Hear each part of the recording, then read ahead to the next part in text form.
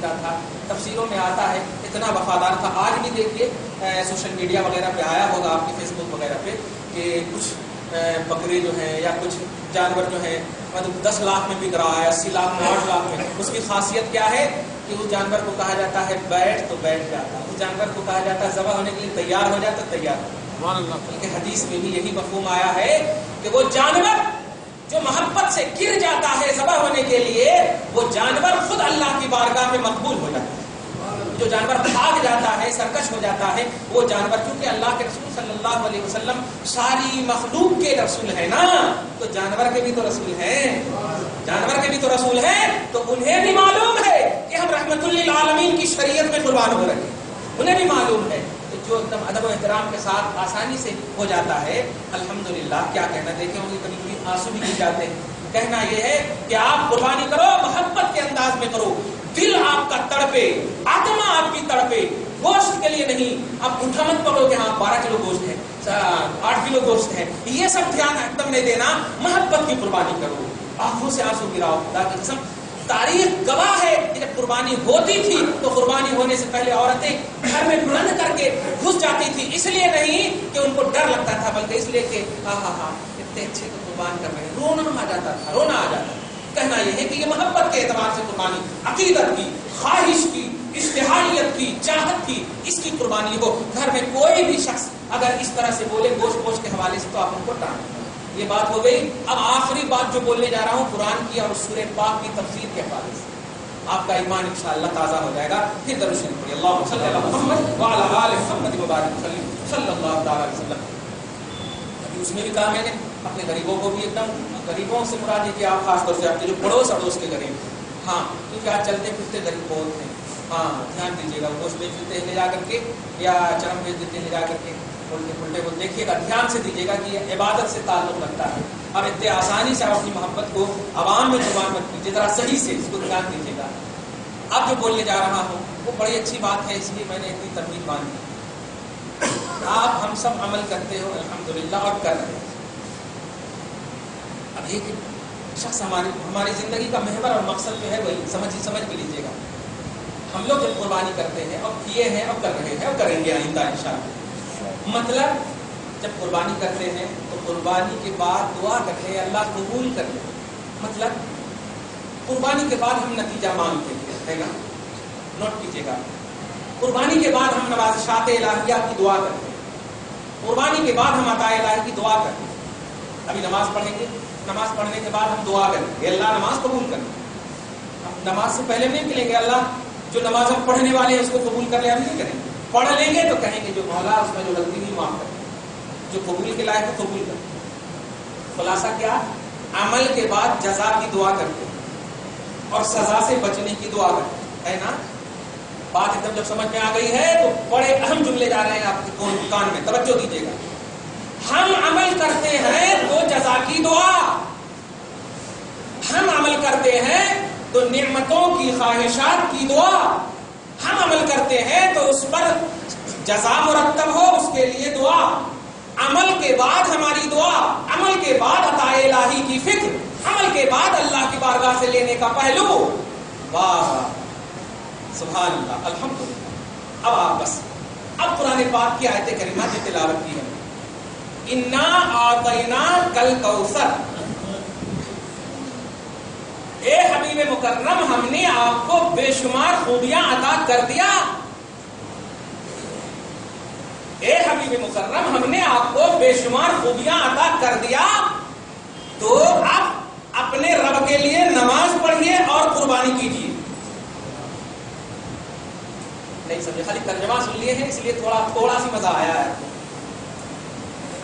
ہم نے کہا ہم عمل کرتے ہیں تو ہمیں نوازش, ہم عمل کرتے ہیں تو ہمیں جزا, یعنی ہماری جزا کا تعلق جو ہے بعد عمل ہے, ہماری جزا کا تعلق بعد عمل ہے. لیکن اس سورہ میں آپ دیکھیے کہ آپ کے رسول کو نوازش پہلے عمل بعد میں ہے. جملے پہ غور کریں.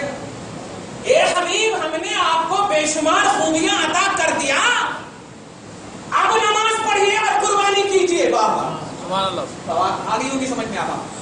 انا اعطینا کل کوثر پہلے ہے, اس کے بعد ہے لربک، اپنے رب کے لیے نماز پڑھیے، وانحر، اور قربانی کیجیے۔ فرق سمجھ میں آیا امتی اور نبی سے؟ نبی اور امتی کے عمل کا فرق سمجھ میں آیا؟ تو یہ فلسفہ قربانی بھی ملحوظ رکھنا کہ لاکھوں دے دو جانور، لاکھوں قربانیاں کرو۔ یہاں پر یہ نہیں کہنا رسول اللہ نے بھی کیا ہے اس لیے ہم کر رہے ہیں، رسول اللہ کے سرکار ہم ہو گئے، رسول اللہ کی طرح ہم ہو گئے۔ ہم کرتے ہیں تو بعد میں دعا کرتے ہیں اللہم تقبل منی کما تقبلت من خلیلک ابراہیم و حبیبک محمد، اے اللہ قربانی تو کرتے ہیں اب قبول کر، مگر وہ اللہ قربانی سے پہلے ہی نبی کو کہہ رہا ہم نے دے دیا، ہم نے دے دیا، ہم نے عطا کر دیا۔ غرض ہے کہ قربانی سب سے بیسٹ عمل ہے ایام نہر میں، قربانی کے ایام یعنی 3 دن میں، توجہ دیجیے گا، اور ان 3 دنوں میں اولاد آدم کا سب سے بیسٹ عمل قربانی، اور لیکن اولاد عمل جب قربانی کرتی ہے تب جزا کا پہلو ہے، تب عطا کا پہلو ہے، تب نوازش کا پہلو ہے۔ امتی سمجھ میں آ گئی اور نبی کا پوزیشن بھی سمجھ میں آ گیا۔ اس سورہ پاک نے آپ کے عقیدے کو امتی اور نبی کے درمیان جو ڈیوائیڈیشن ہے، جو فرق ہے، عظمت و احترام کا جو لطیف فرق ہے، اس فرق کو مولا نے بتا دیا۔ سب سے بیسٹ عمل تم کر رہے ہو، لیکن اس بیسٹ عمل کا مزدہ جس نبی نے دیا ہے اس نبی کے بارے میں کبھی سوچا کہ نبی کو قربانی کے بعد عطا کا پہلو نہیں، پہلے ہی عطا ہو رہی ہے، پہلے ہی عطا ہو رہی ہے۔ انا اعطیناک الکوثر، بے شک ہم نے آپ کو بے شمار خوبیاں عطا کر دی ہے۔ فصل لربک وانحر، تو آپ اپنے رب کے لیے نماز پڑھیے اور آپ اپنے رب کے لیے قربانی کیجیے۔ آپ نے نماز بھی پڑھنی ہے الحمدللہ، اب قربانی بھی کر رہے ہیں، توجہ دیجیے گا، فرق آپ کو معلوم ہو گیا۔ اب جو آگے کی آیت کریمہ ہے وہ بھی تھوڑی اسی قربانی سے ریلیٹڈ ہے، نوٹ کیجیے گا۔ وہ کیسے؟ ان شانئک ھو الابتر، یہ آیت کریمہ عاص بن وائل سہمی، قبیلہ سہم کا ایک منافق شخص تھا، نبی کا گستاخ تھا، توحید پرست۔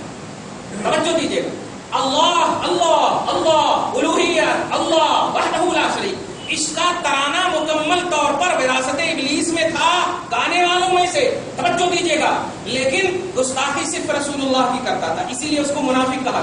عاص بن وائل سہمی رسول اعظم صلی اللہ علیہ وسلم کو جب آپ کے بیٹے حضرت ابراہیم کا غالباً یا حضرت قاسم کا بچپن ہی میں انتقال ہو گیا، 17 مہینے یا 16 مہینے میں انتقال ہو گیا، تو اس بدبخت نے نبی کے چاہنے والوں کے سامنے آ کر کہا کہ مصطفیٰ کی نسل ختم ہو گئی، اب مصطفیٰ جب تک زندہ ہیں مشن بڑھائیں گے، اس کے بعد تو ان کی نسل ختم ہو گئی، اب اسلام بھی گیا، اسلام کے مالک محمد رسول اللہ بھی گئے، نسل ختم ہو گئی۔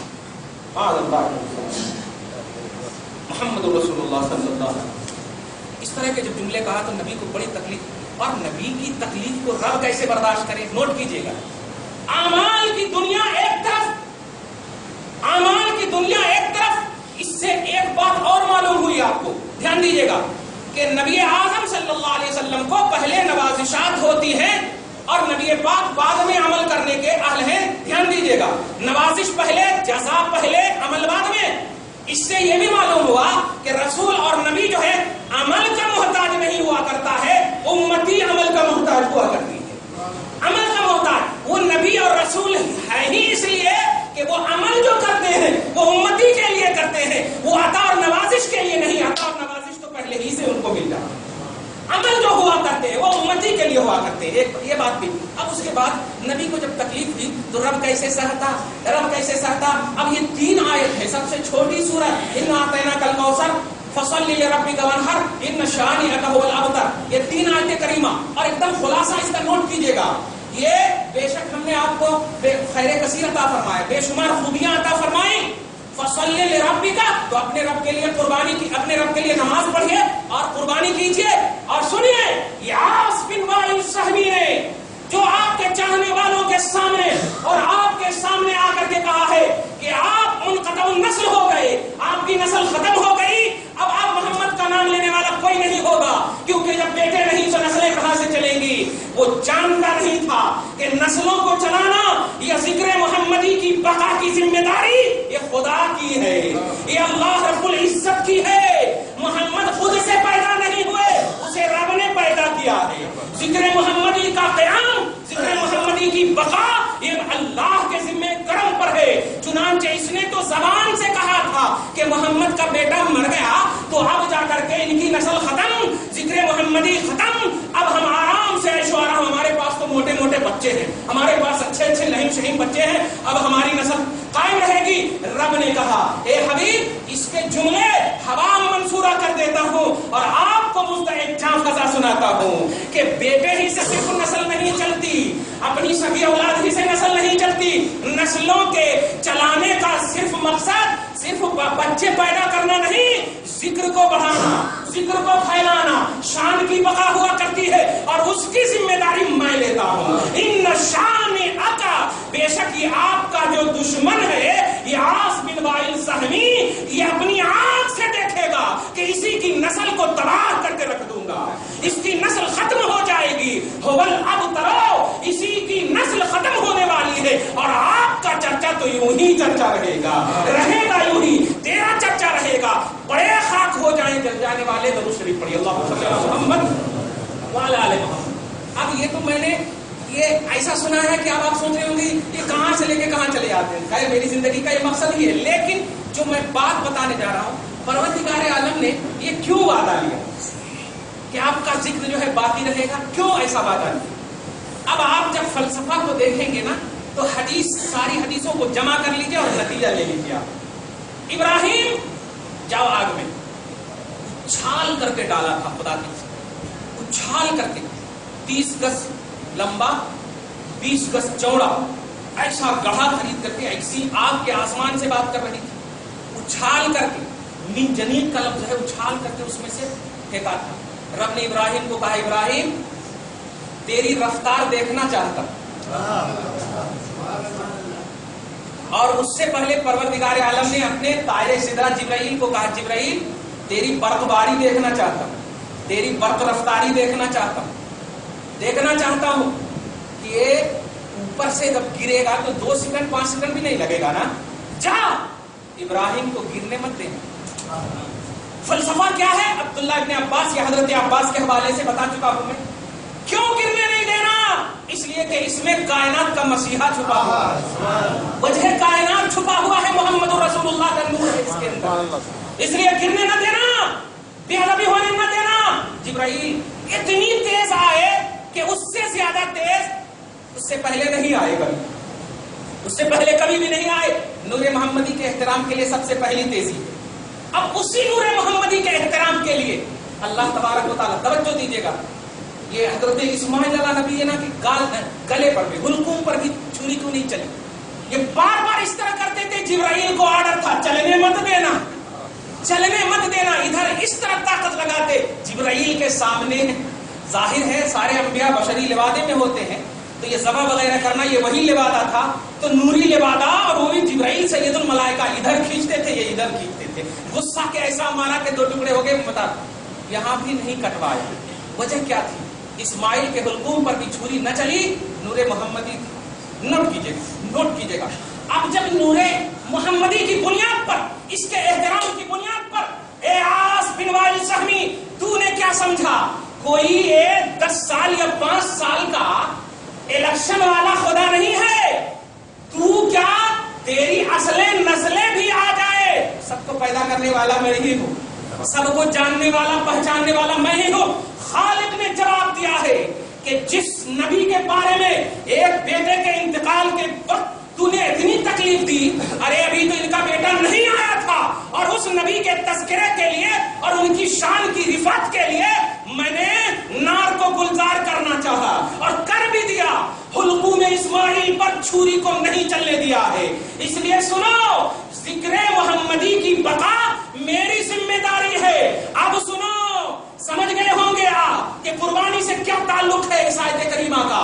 سب سے بڑا جو تعلق ہے ذکر محمدی کی بقا، یہی فلسفہ قربانی ہے. مصطفیٰ کی شان کی بقا، یہی فلسفہ قربانی ہے. اے حبیب، ہم نے آپ کو خیر کثیر عطا کیا ہے، بے شمار خوبیاں عطا کی ہے، تاکہ آپ اپنے رب کے لیے نماز عید الاضحیٰ پڑھیے اور قربانی کیجیے اور آپ کا دشمن ہی ختم ہو جائے گا. بے شمار خوبیاں، قربانی اور نماز عید الاضحیٰ اور بعد میں دشمنوں کا ختم ہو جانا، کیا تینوں کا نتیجہ نہیں ملتا ہے کہ اے امت محمدیہ 3 دن تک جو قربانیاں کر رہے ہو بے شمار خوبیاں والے مصطفیٰ کے بعد والی چیز ہے؟ اور سنو اے قربانی کرنے والوں کہ اے حبیب آپ نماز پڑھیے اور قربانی کیجئے اور آپ کا دشمن ہی ختم ہو جائے گا۔ کیا مطلب؟ قربانی ختم کرنے کے بعد توجہ میں یہ ہونی چاہیے کہ مصطفیٰ خوش ہوئے یا نہیں اور ان کے دشمن زیر ہوئے یا نہیں، ان کا باغی زیر ہوا یا نہیں ہے۔ تو در حقیقت یہ جو قربانی کر رہے ہو یہ 10 مرتبہ ایسا کرنا کہتے ویسا کرنا کہتے، اس کی طرف سے نہیں دینا کہتے، یہ ایکسٹرا قربانی ہے۔ آپ سمجھ میں آ گیا، آپ سمجھ میں آ گیا، کیونکہ دلوں پر حکومت تو اللہ کی ہے نا۔ پورے فیملی کی طرف سے قربانی کر سکتے ہیں۔ ارے کئی تو ایکسٹرا کرتے جی، جو مر گئے ہیں ان کے واسطے کہیں کرتے، وہ وصیت کرے تو کر سکتے، نہیں وصیت کرے تو نہیں کر سکتے۔ واہ واہ واہ، مطلب ان کا اور آپ کا کوئی کنیکشن ہی نہیں ہے، آتے جاؤ جاتے جاؤ، بس یہی ہے دنیا نا۔ اب باپ کا کنیکشن ہی نہیں بیٹا سے، بیٹا کا کنیکشن نہیں پوتا سے، کنیکشن ہی نہیں ہے نئے بابا۔ تو یہ سب جو کیوں کہتے ہیں اب سمجھ میں آیا، اب سمجھ میں آیا دماغ میں آپ کو بھی کہ یہ قربانی جتنا آپ جن کو یاد کریں گے ان سب کو مصطفیٰ کی شان ملنے والی ہے، مصطفیٰ کی آن ملنے والی ہے، یہ نبی کی عظمت سے تعلق رکھتا ہے۔ اس لیے لے دے کر کے جن اعمال سے یہ لوگ روکتے ہیں ان کے بیک گراؤنڈ کو چیک کریں گے تو آپ کو سمجھ میں آ جائے گا کہ یہ در حقیقت مصطفیٰ سے روکنا چاہتے ہیں، عظمت رسالت سے روکنا چاہتے ہیں، نبی پاک کی شان سے روکنا چاہتے ہیں۔ بس اسی آئینے میں 1 دن 2 دن جو بھی بچے ہیں آپ کیجئے، رب العالمین سے دعا ہے پروردگار عالم آپ کی عظیم قربانی کو مصطفیٰ کی عطا کے صدقے میں قبول کریں، نسل مصطفیٰ ذکر مصطفیٰ کی بقا کے صدقے میں قبول کریں، گوشت پوشت کے لیے نہیں تقویٰ کے لیے قبول فرما لے، اور آنے والی تمام پیڑھیوں در پیڑھیوں کو اس کا ثواب عطا فرمائے، ہماری نسلوں کو بھی بخش دے، ہماری نسلوں کو بھی بخش دے، ہمارے قربانی کے جانور کو بھی بخش دے، اس کو قبول فرما لے۔ آمین بجاہ سید المرسلین وما علینا الا البلاغ۔